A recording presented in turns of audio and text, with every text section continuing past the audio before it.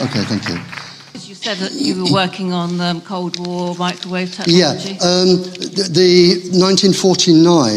by 1949, they knew the brain frequencies and they were changing behavior just by beaming microwaves into animals and human brains.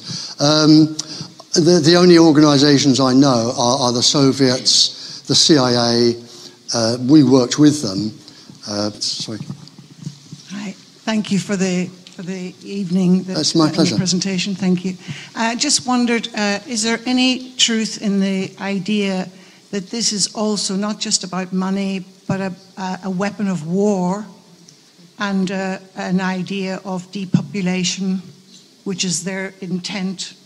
That is a particularly, is it a deliberate method of depopulation or a method of war? You've heard of HAARP, H-A-A-R-P in Alaska. That can be used, I'm not saying it is or it has, it can be used because the microwaves can be any frequency and they only need to tune it to a brain frequency, and it can be bounced or reflected off of the ionosphere, which is hydrogen and helium, down to any part of the planet. And there isn't one HAARP, there are 16 around the planet. They can be used to change weather. They can be used for bacterial warfare, and I can't go into how and why now. They can be used to cause illness, but yes, they have been used.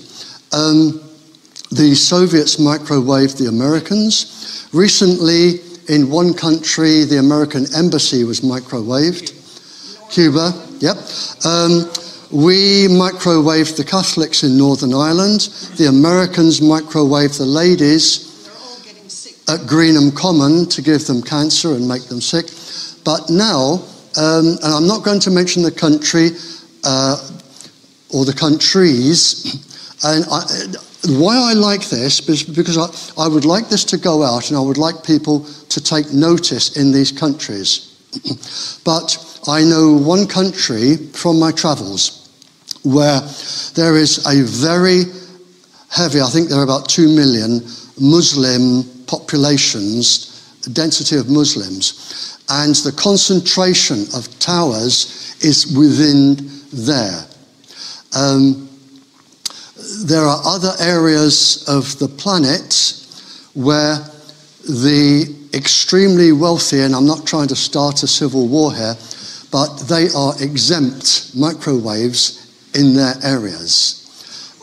There are areas of the planet where particular densities of poor, and I've been to them and I fought a case for them and we won, and I had the king backing me,